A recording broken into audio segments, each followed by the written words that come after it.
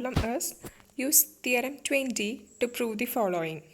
If W is a subspace of a finite dimensional vector space V and if G1, G2, etc. up to Gr is any basis for W naught, then W is equal to intersection over I equal to 1 to R null space of Gi.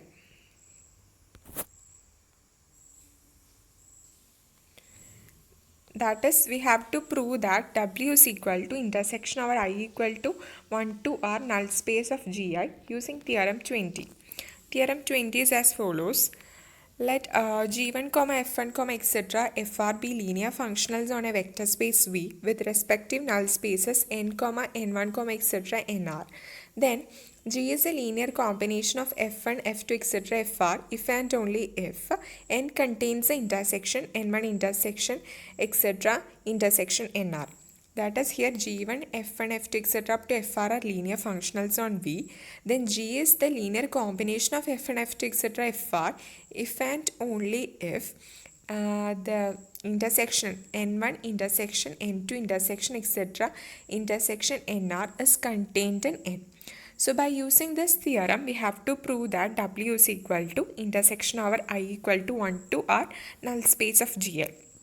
Here it is given that W is a subspace of a finite dimensional vector space V and G1, G2, etc. up to Gr is a basis of W naught.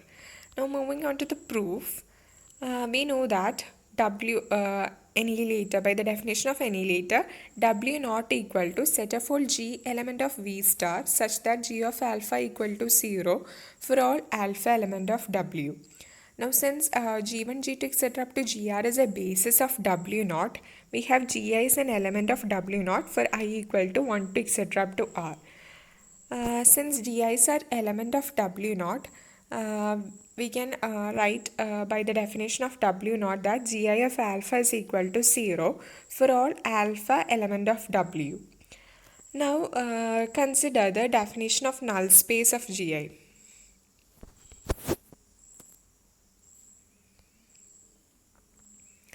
That is, null space of Gi is equal to set of all alpha element of V such that Gi of alpha is equal to 0.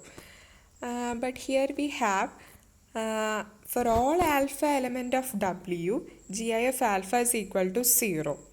So by this we get that for, W is contained in null space of Gi for all I equal to 1 to etc. up to R. Since W is contained in NGI for all I, W is contained in its intersection. That is, W is contained in NG1 intersection, NG2 intersection, etc. intersection NGR. Which means that W is contained in intersection over I equal to 1 to R null space of Gi. Mark this as equation number 1. Now, it is given that V is a finite dimensional vector space. Let dimension of V is equal to n. Now, by theorem 19, we know that if f is a non-zero linear functional on the vector space V, then the null space of f is a hyperspace in V. That is, if f is a non-zero linear functional, then null space is same as a hyperspace in V. So we are using this theorem here. That is, hyperspace means it is a maximal proper subspace of V. So if dimension of V is equal to n, then dimension of null space of F must be equal to n minus 1. Here in order to apply this theorem, first of all we have to check whether this Gi's are non-zero linear functionals.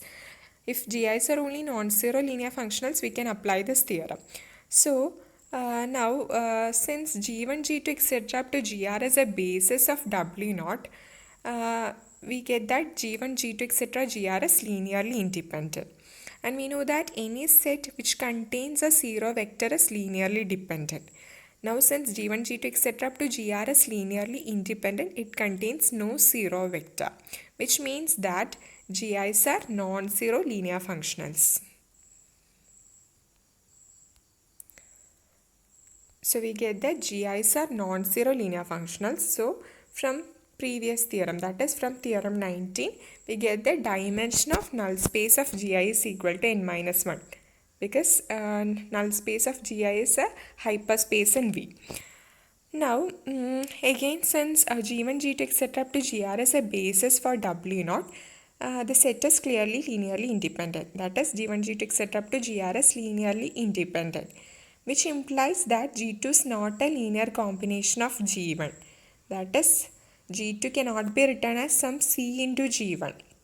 Because here a G1, G2, etc. up to Gr is linearly independent means it is not dependent. So G2 does not depends upon G1. That is, G2 cannot be written as some scalar into G1.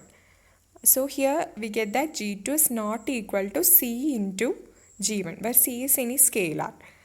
Now by the previous theorem, that is by the theorem 20, which we saw before this starting of this proof, from that theorem we have that if G2 is equal to C into G1, then null space of G1 is contained in null space of G2. But here G2 is not equal to C into G1. So by that theorem we get that null space of G1 is not contained in null space of G2. Thus, dimension of Ng1 intersection Ng2 is less than or equal to n minus 2. How we get this is as follows. That is, we have Ng1 is not contained in Ng2. So since Ng1 is not contained in Ng2, clearly Ng1 intersection Ng2 is not equal to Ng1, which means that Ng1 intersection Ng2 is a proper subset of Ng1. So we know that if W is a proper subset of V, then dimension of W is less than dimension of V. By applying that, we get the dimension of Ng1 intersection Ng2 is less than dimension of Ng1. So we have we have already found out that dimension of null space of Gi is equal to n minus 1. So here dimension of Ng1 is equal to n minus 1. From that we get dimension of Ng1 intersection Ng2 is less than n minus 1. It is less than n minus 1 means that it is less than or equal to n minus 2. So we get dimension of Ng1 intersection Ng2 is less than or equal to n minus 2.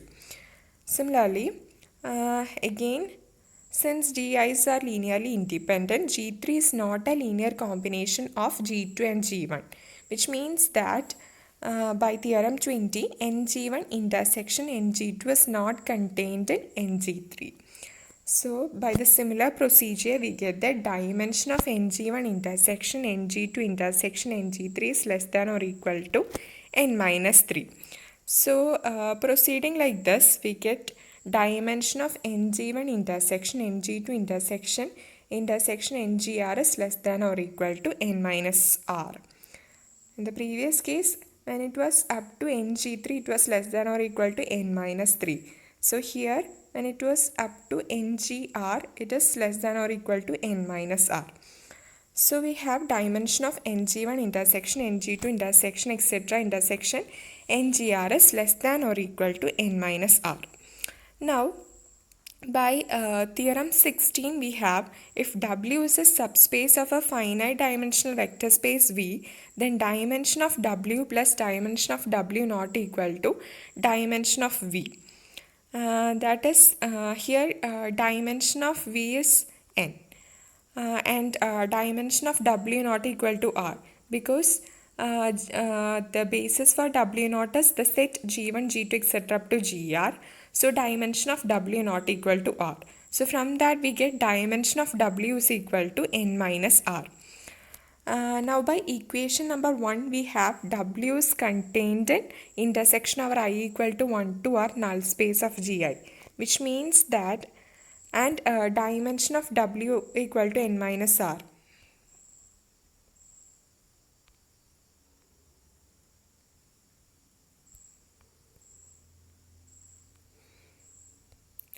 So we have dimension of W is equal to n minus R and W is contained in intersection of I equal to R null space of Gi, which means that dimension of intersection over I equal to 1 to R null space of Gi must be greater than or equal to n minus R. Since W is contained in this, dimension of intersection must be greater than or equal to n minus R. Mark this as equation number 3.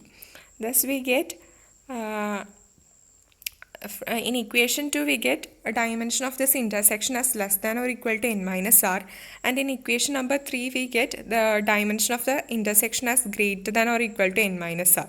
So from 2 and 3 we get dimension of intersection over I equal to 1 to r, null space of Gi is equal to n minus r.